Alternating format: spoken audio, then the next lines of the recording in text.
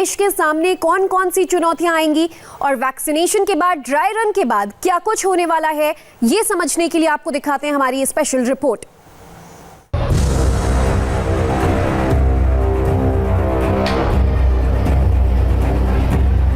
अस्पतालों में मरीजों की भीड़, साफ मार्किंग किए हुए स्टॉल, तयशुदा ड्रेस पे बैठे अस्पताल के कर्मचारी, कुर्सी, वैक्सीन कूल बॉक्स, 4 हिस्सों में बटे वैक्सीनेशन सेंटर। शनिवार को देश के 116 जिलों के 259 हेल्थ सेंटर्स पर यही मंजर दिखा। ये दुनिया के सबसे बड़े वैक्सीनेशन प्रोग्राम का ड्राई रन था। हिंदुस्तान ने आज कोरोना के वैक्सीनेशन के पहले फेज की रिहर्सल की, जिसके तहत भारत ने अगस्त तक 30 करोड़ लोगों को कोरोना का टीका लगाने का टारगेट रखा है। Basically, broadly everything is fine. So this is only to see the major. There was no gap, But we are trying to assure our workers कि you have to work like this in the real life situation. ये real life scenario भी ऐसा ही होगा और परंतु वो उस दिन हम 100 लोगों को करेंगे और रियल वैक्सीन के साथ करेंगे, तो आई एम श्योर कि ये पूरा हमारा एक्सपीरियंस जो बहुत सक्सेसफुल होगा, क्योंकि इंडिया ने बहुत सारी इमरजेंसीज को रिस्पॉन्ड किया है इम्यूनाइजेशन से लेके। तो हमारा पल्स पोलियो अभियान भी बहुत सक्सेसफुल चला, तो हमारा ये भी बहुत सक्सेसफुल चलेगा और बहुत जल्दी हम वैश्विक बीमारी से के पर काबू पाएंगे। ये तस्वीरें देखकर आपके जहन में सवाल उठ सकता है कि आखिर इस ड्राई रन की क्या जरूरत है। कुछ स्टॉल, कुर्सियां और टेबल लगाकर ड्राई रन करने का फायदा ही क्या। मगर इस पूरी कवायद की जरूरत आपको शिद्दत से महसूस होगी जब आप कुछ आंकड़े देखेंगे। वैसे तो दुनिया का सबसे बड़ा टीकाकरण अभियान चलाने का रिकॉर्ड भारत के ही पास है। अपने यूनिवर्सल टीकाकरण अभियान के तहत भारत हर साल 2.6 करोड़ बच्चों को डिप्थीरिया, पोलियो, खसरा और दूसरी बीमारियों से बचाव के टीके लगाता है। इसके अलावा हर साल भारत में करीब 3 करोड़ गर्भवती महिलाओं को टीका लगाया जाता है। ये टीकाकरण अभियान साल के 12 महीनों और 365 दिनों में बटा रहता है। लेकिन अब भारत ने अगले 8 महीनों में 30 करोड़ लोगों को कोविड-19 का टीका लगाने का टारगेट रखा है। यानी अगर यूनिवर्सल इम्यूनाइजेशन प्रोग्राम के तहत हर महीने करीब 45 से 46 लाख टीके लगाए जाते हैं, तो कोविड-19 वैक्सीनेशन प्रोग्राम के दौरान देश का टारगेट करीब 3.25 करोड़ वैक्सीन लगाने का है, जो सार्वभौमिक टीकाकरण अभियान से 9 गुना अधिक है। और कोविड की वैक्सीन बच्चों और गर्भवती महिलाओं को लगाए जाने वाले रेगुलर टीकों के साथ साथ दी जानी है। यूनिवर्सल इम्यूनाइजेशन प्रोग्राम के साथ साथ कोविड वैक्सीनेशन का एम्बिशियस टारगेट हासिल करना बहुत बड़ी चुनौती है। यही कारण है कि सेंट्रल गवर्नमेंट ने 2 बार कोविड वैक्सीनेशन के लिए ड्राई रन किया।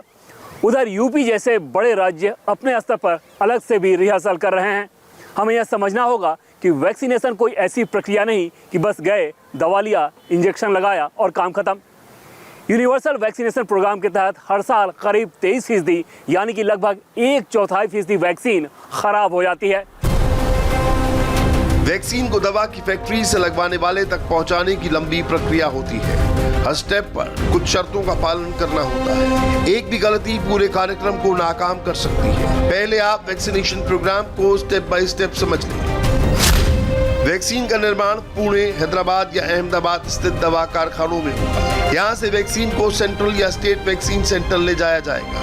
वहाँ से वैक्सीन क्षेत्रीय वैक्सीन सेंटर्स ले जाई जाएगी। फिर वहाँ से उसे देश के 719 जिलों में स्थित वैक्सीन स्टोर्स में ले जाया जाएगा। वहाँ से वैक्सीन को उपकेंद्रों या हेल्थ सेंटर ले जाया जाएगा, जहाँ पर लोगों को वैक्सीन दी जाएगी।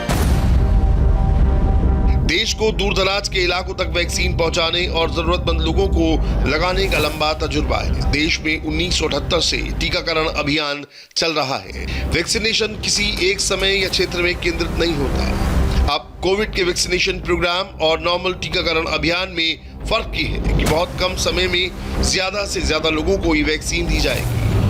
हमने अभी प्रथम चरण में जो हमारे मेडिकल के फ्रंटलाइन वर्कर थे, जिनका 50,000 डाटा हमने कोविड में इकट्ठा किया हुआ है, उनमें से जो 4 जगह हमारी ट्रायल चल रही है, आज जो ट्रायल चल रहा है, उन सभी जगह 25-25 लोगों को हम नामित किया है। उन लोगों को आज यहाँ बुलाया है। तो स्पेसिफिकली एज ग्रुप भी रखा है क्या? इसमें सभी तरह के जो हमारे यहाँ कार्यकर जो हमारे नौकरी ड्यूटी पर हमारे वर्कर हैं, उनमें जो एज ग्रुप है, जो भी है, उनकी 25 से लेकर शाम 50-52 तक जो भी जिस एज ग्रुप के हैं, सभी लोगों को आमंत्रित किया गया। इसी तरह जो वैक्सीनेशन जो ड्राई रन है, उसके बाद तो पूरे देश को सौगात मिल रही, इस पूरे प्रोसेस में कितना टाइम लगेगा? लगेगा एक आदमी को जो वैक्सीनेशन लगना है, जो पूरा प्रोसेस है? लगभग हमको आज ऐसा जो हमने देखा उसमें पूरे एक पेशेंट एक लाभार्थी को पूरा काम करने में, रजिस्ट्रेशन कराने में, वैक्सीन कराने में और ऑब्जेक्शन कराने में मैक्सिमम 45 मिनट का समय आ रहा है। वैक्सीन कोई आम दवा नहीं होती है जो किसी भी दवाखाने पर मिल जाए या फिर जिसे मेडिकल स्टोर पर बड़े पैमाने पर रखा जा सके। वैक्सीन को रखने के लिए एक तय तापमान की ज़रूरत होती है। तापमान बढ़ा नहीं कि वैक्सीन खराब हो जाती है। भारत में नॉर्मल टीकाकरण अभियान के दौरान एक बात देखी गई है कि फैक्ट्री से निकलने के बाद टीका लगने वाली जगह तक पहुंचते पहुंचते वैक्सीन के लाखों डोज खराब हो जाते हैं। कोविड वैक्सीनेशन के ड्राई रन के दौरान इसी बर्बादी को रोकने के तरीके को आजमाया गया है। पहले फेज के तहत देश के 30 करोड़ लोगों को कोविड की वैक्सीन दी जानी है और सबसे पहले देश के लगभग 3 करोड़ हेल्थ वर्कर्स और फ्रंटलाइन वर्कर्स को कोविड का टीका लगेगा। इसके बाद 27 करोड़ सबसे अधिक जरूरतमंद लोगों को वैक्सीन दी जाएगी। हर शख्स को वैक्सीन की डबल डोज देनी होगी, यानी 30 करोड़ लोगों को देने के लिए कम से कम 60 करोड़ वैक्सीन डोज चाहिए होगी। अगर इसमें ट्रांसपोर्टेशन के दौरान वैक्सीन खराब होने का आकलन जोड़ लें तो संख्या और बढ़ जाती है। सरकार ने अगस्त 2021 तक 30 करोड़ लोगों को कोविड का टीका लगाने का लक्ष्य रखा है, जो देश के कोने कोने में होंगे। ड्राई रन का मकसद इसी बात का पता लगाना है कि 3 करोड़ लोगों को कोविड वैक्सीन देने के लिए कितनी लंबी सप्लाई चेन और किस तरह की लॉजिस्टिक्स की जरूरत होगी, जिससे पता लग सके कि फैक्ट्री से लेकर जिन्हें टीका लगना है उन तक पहुंचने के दौरान हर स्टेप को कैसे स्मूथली पार करना है।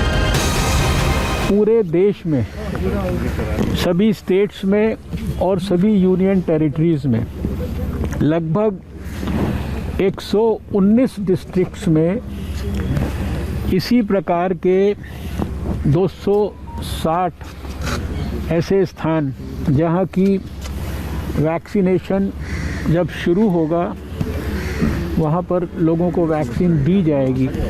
वहां पर इसी प्रकार का ड्राई रन या इसी प्रकार की मॉक ड्रिल, जिसमें लगभग वो सब काम जो बारीक से बारीक चीज़ें भी हो सकती हैं उनको ट्रायल के रूप में किया जा रहा है और उसका विश्लेषण, उसको देखना, एक्सेप्ट एक्चुअल वैक्सीन को देने के अलावा सारे काम किए जा रहे हैं।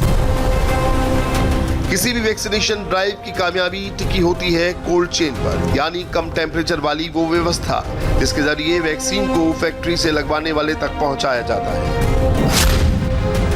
कोल्ड चेन असल में कम तापमान पर वैक्सीन रखने की सप्लाई चेन होती है, जिसमें हवाई जहाज, कोल्ड स्टोरेज वाले truck van, ice line refrigerator और वॉक इन कूलर व वैक्सीन कैरियर बॉक्स शामिल होती है। अगले 8 महीने में 30 करोड़ लोगों को कोविड वैक्सीन देने की राह में सबसे बड़ी चुनौती कोल्ड चेन पॉइंट्स है। दुनिया का सबसे बड़ा इम्यूनाइजेशन प्रोग्राम चलाने वाले भारत के पास करीब 27,000 कोल्ड चेन पॉइंट हैं। इनमें डीप फ्रीजर और आइस लाइन रेफ्रिजरेटर्स हैं। इनके अलावा 700 कोल्ड स्टोरेज ट्रक और 50,000 से ज़्यादा कोल्ड चेन टेक्नीशियन भी है। साथ ही कोविड वैक्सीनाइजेशन के लिए तकरीबन 25 लाख हेल्थ वर्कर्स को अब तक ट्रेन भी किया गया है।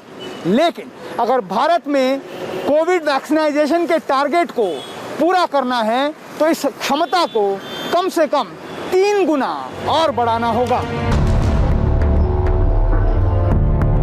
शनिवार को पूरे देश में वैक्सीनेशन का ड्राई रन क्यों किया गया? इस सवाल का जवाब समझने के लिए आपको वैक्सीन बनने के ठिकाने से लेकर उसे किसी दूर दराज के प्राइमरी हेल्थ सेंटर तक पहुंचने की पूरी चेन को समझना होगा।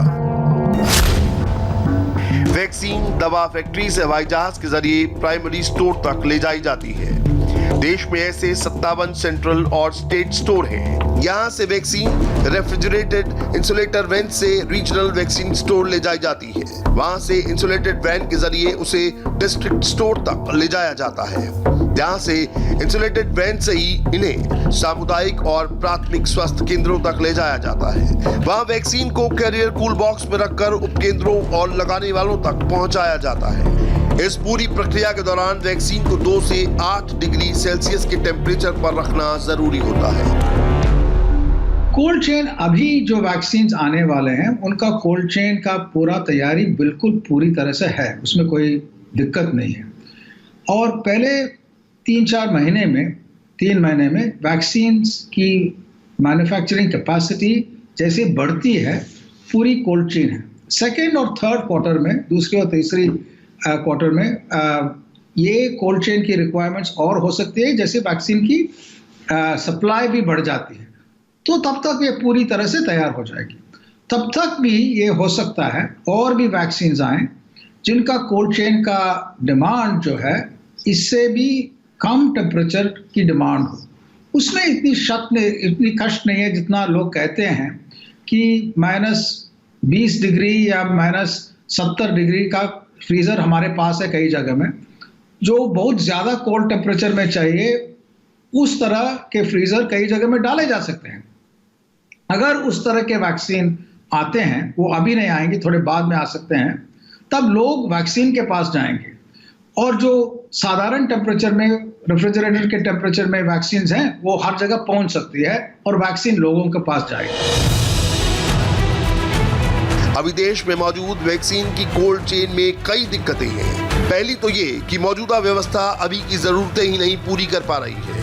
दूसरी ये कि एक कोल्ड चेन की कड़ी टूटने पर उसके बैकअप की व्यवस्था केवल 30% मामलों में ही है और हैंडलिंग के दौरान वैक्सीन की 23% डोज खराब हो जाती है क्योंकि टेम्परेचर में कमी पेशी हो जाती है। कोविड वैक्सीनेशन की ये सबसे कमजोर कड़ी है।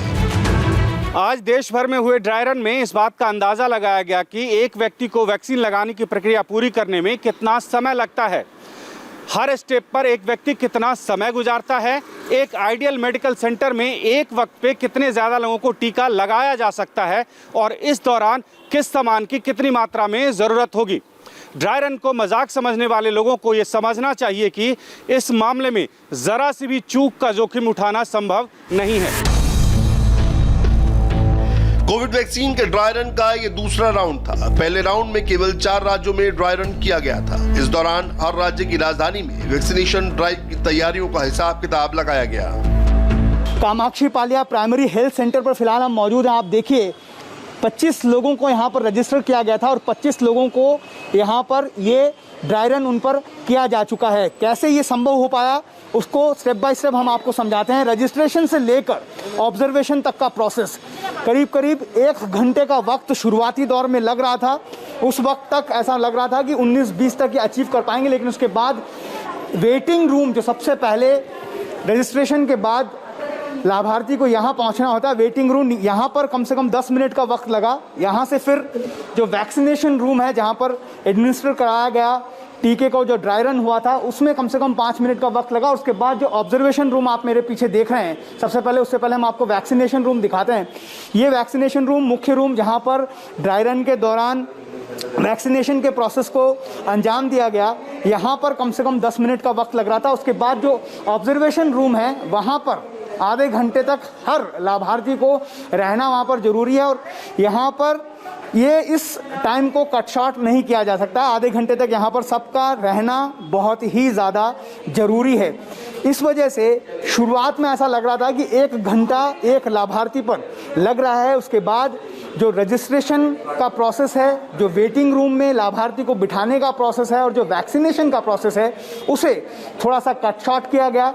उसके बाद करीब 45 मिनट तक एक बार में 5 लोगों को यहाँ पर अलाउ किया गया, क्योंकि कोरोना काल है, सोशल डिस्टेंसिंग के सारे नियमों का ध्यान रखना पड़ता है, इसीलिए 5 लाभार्थियों को एक बार अलाउ किया गया। 45 मिनट्स एक लाभार्थी पर व्यतीत किया गया, जिसके बाद 2 घंटे में 9 बजे ये ड्राई रन शुरू हुआ और 11 बजे तक सभी 25 लाभार्थियों को यहाँ पर ड्राई रन जो है वो कंप्लीट कर लिया गया है।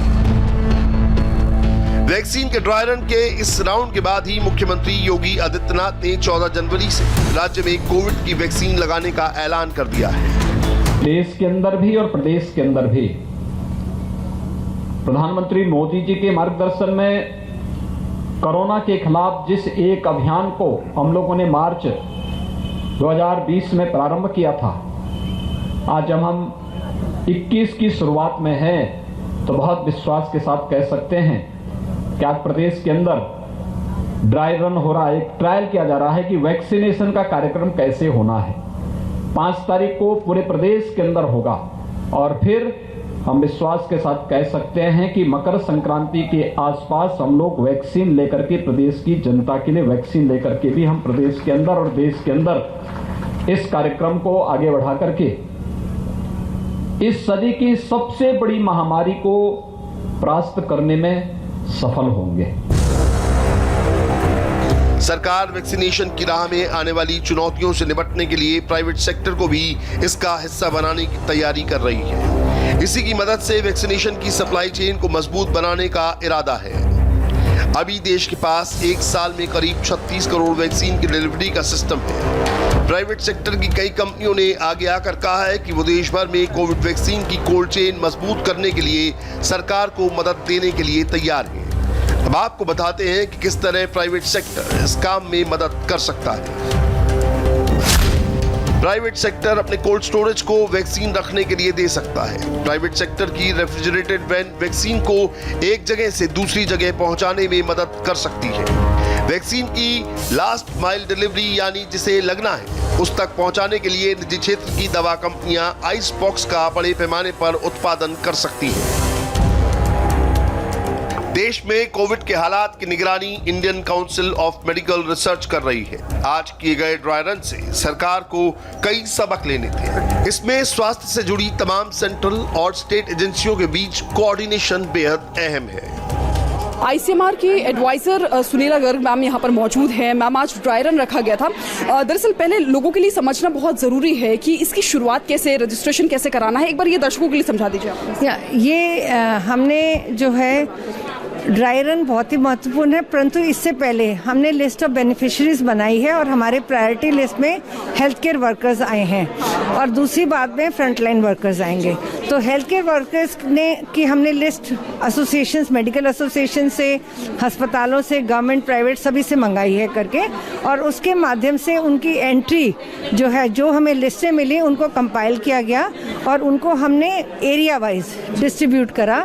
और वो बेसिकली जैसे किसी हॉस्पिटल को बिलोंग करता है, वहाँ पे कोल्ड चेन पॉइंट है, गवर्नमेंट की मैं बात कर रही हूँ, तो वहाँ पे वो बेसिकली उनका, और वो कोल्ड चेन पॉइंट है तो उनका वैक्सीनेशन वहीं होगा करके।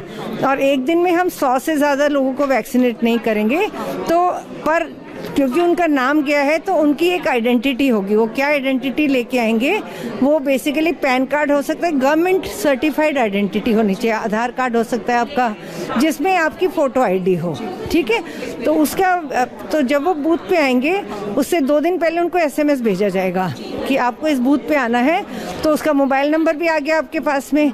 तो जब वो बूथ पे आएगा तो उसको पूरा सोशल डिस्टेंसिंग, मास्किंग, सैनिटाइजेशन के साथ में हम उसको प्रवेश देंगे, जहाँ पे उसका वेरिफिकेशन होगा और आप देखेंगे कि वेरीफायर लगभग 1 या 2 मिनट में वेरीफाई कर लेगा।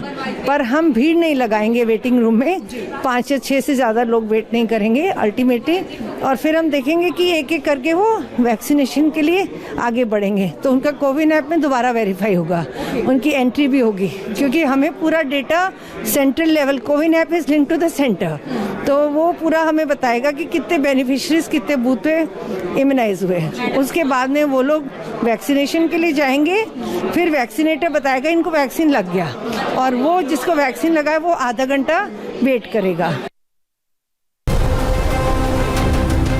देश के कई इलाके ऐसे हैं जहां तापमान बेहद सर्द रहता है, लेकिन वहां पर भी वैक्सीन स्टोरेज की फैसिलिटी जरूरी है। इसीलिए कश्मीर में भी कोविड-19 वैक्सीनेशन का ड्राई रन किया गया।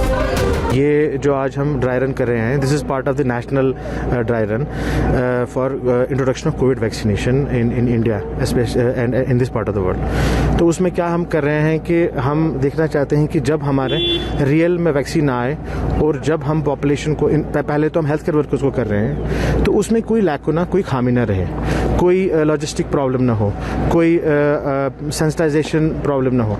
तो उसी सिलसिले की कड़ी में हम आज ये ड्राई रन यहाँ पे कर रहे हैं। जैसा आपने सही फरमाया कि जम्मू कश्मीर में हम 3 डिस्ट्रिक्ट्स लिए हुए हैं, जम्मू डिस्ट्रिक्ट, श्रीनगर डिस्ट्रिक्ट और कुलगाम डिस्ट्रिक्ट। भारत को शुरुआती तौर पर करीब 40 करोड़ डोज की जरूरत है। इसके लिए 30,000 टन की ट्रांसपोर्टेशन सुविधा यानी लगभग 11,500 गाड़ियों की जरूरत होगी। 2018 तक भारत में ढुलाई करने वाली लगभग 12,800 गाड़ियां थीं। हर एक डोज की डिलीवरी में ही सरकार को करीब 600 रुपए खर्च करने होंगे। पहले फेज के वैक्सीनेशन में ही करीब 21,000 करोड़ रुपए सरकार को वैक्सीनेशन के ट्रांसपोर्टेशन पर खर्च करना होगा। इसीलिए सबसे बड़ा सवाल ये उठ रहा है कि आखिर ये वैक्सीन जनता को मुफ्त में लगेगी या इसके लिए पैसे देने पड़ेंगे। आज ड्राई रन के दौरान हेल्थ मिनिस्टर डॉक्टर हर्षवर्धन ने क्लियर किया कि पहले राउंड में हेल्थ एंड फ्रंटलाइन वर्कर्स को कोविड वैक्सीन मुफ्त में लगाई जाएगी। सर वैक्सीन जो है वो फ्री होगी लोगों के लिए या उन्हें कीमत देनी पड़ेगी? दिल्ली में जैसे फ्री है, दिल्ली में नहीं सारे देश में फ्री होगा। सर वैक्सीन जो है वो फ्री होगी लोगों के लिए या उन्हें कीमत देनी पड़ेगी? दिल्ली में जैसे फ्री है, दिल्ली में नहीं सारे देश में फ्री होगा। वहीं दिल्ली सरकार ने ऐलान किया है कि वो अपने सभी नागरिकों को कोरोना की वैक्सीन मुफ्त में उपलब्ध कराएगी। दिल्ली में करीब 51 लाख लोगों को कोविड वैक्सीन लगाई जानी है। दिल्ली सरकार मुझे लगता है 1 लाख तक वैक्सीन लगाने की एक दिन के अंदर तैयारी कर चुकी है और शुरुआत में हम लोग जो वैक्सीन लगाएंगे सबसे पहले हेल्थ केयर वर्कर्स का होगा नंबर। उसके साथ साथ जो 50 साल से ऊपर लोग हैं दिल्ली में उन सबको लगाई जाएगी। जो फ्रंटलाइन वर्कर्स हैं जितने जैसे पुलिस है, सफाई कर्मचारी हैं, जल बोर्ड के लोग हैं और जो 50 से कम हैं परंतु कोमॉर्बिड कंडीशंस हैं, कोई बीमारी है, उनको लगाया जाएगा। यानी अब हमारे पास कोरोना का विदेशी टीका भी है, स्वदेशी टीका भी हमने बना लिया है और अब वायरस के नए स्ट्रेन से जुड़ी एक और अच्छी खबर भी आ रही है। पूरी डिटेल्स आप तक पहुंचाएंगे बस इस ब्रेक के बाद।